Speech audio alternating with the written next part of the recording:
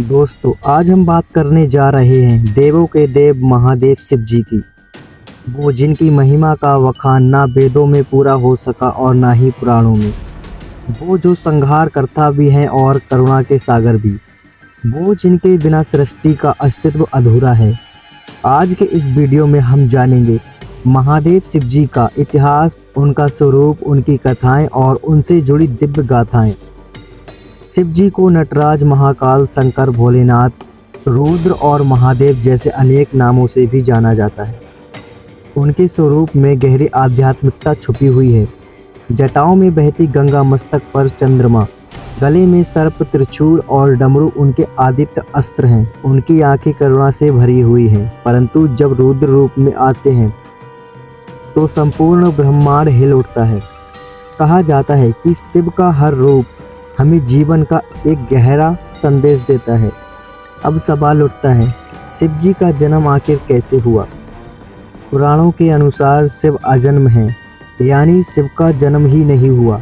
वे अनादि और अनंत हैं। शिव को आदि योगी कहा गया है, जो ब्रह्मांड की शुरुआत से ही विद्यमान है।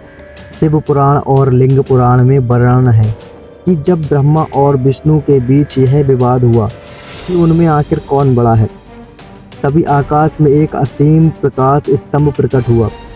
वह प्रकाश स्तंभ अंतहीन था। वही शिवलिंग के रूप में पूजित हुआ। यही महादेव की शुरुआत का प्रमाण भी माना जाता है। यानी शिव ना तो जन्मे हैं, ना ही उनका अंत है। वो ही परम परमेश्वर परमात्मा है। शिव जी के विवाह की अद्भुत गाथा है। सती, जो राजा दक्ष की पुत्री थी, शिव से विवाह करती हैं, परंतु राजा दक्ष यज्ञ में शिव जी का अपमान करते हैं और सती उसी अग्निकुंड में समर्पित हो जाती हैं। इस घटना के बाद शिव तांडव करते हैं और दक्ष का वध कर देते हैं। फिर सती अगले जन्म में पार्वती के रूप में जन्म लेती हैं। कठोर तपस्या करके माता पार्वती शिव को फिर से पति रूप में स्वीकार कर लेती हैं। शिव पार्वती का यह मिलन केवल देवीय प्रेम नहीं, बल्कि शक्ति और शिव से मिलन का प्रतीक है। शिव और पार्वती के परिवार में भगवान गणेश, कार्तिकेय, देवी अष्टभुजा और नंदी बैल प्रमुख हैं। गणेश को प्रथम पूज्य माना जाता है, वहीं कार्तिकेय को युद्ध का देवता भी माना गया है। नंदी शिव का वाहन ही नहीं, बल्कि उनके सबसे बड़े भक्त भी हैं। शिव परिवार से हमें सादगी, प्रेम और एकता का संदेश भी मिलता है। शिव का नृत्य नटराज संहार और सृजन दोनों का प्रतीक है। जब शिव तांडव करते हैं तो ब्रह्मांड की समस्त ऊर्जा गति में आ जाती है।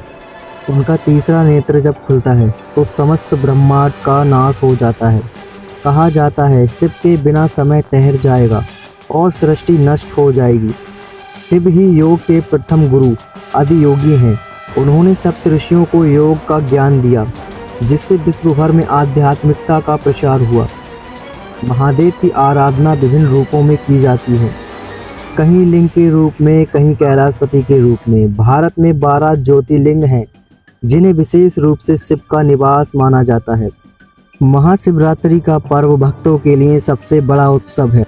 भक्त मानते हैं कि इस दिन शिव जी की पूजा करने से समस्त पाप मिट जाते हैं और मोक्ष की प्राप्ति होती।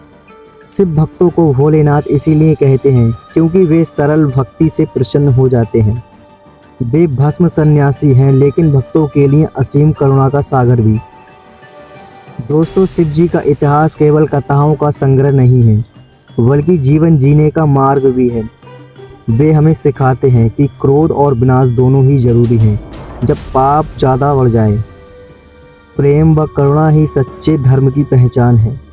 तो आइए हम सब मिलकर महादेव का जाप करें। ओम नमः शिवाय। हर हर महादेव।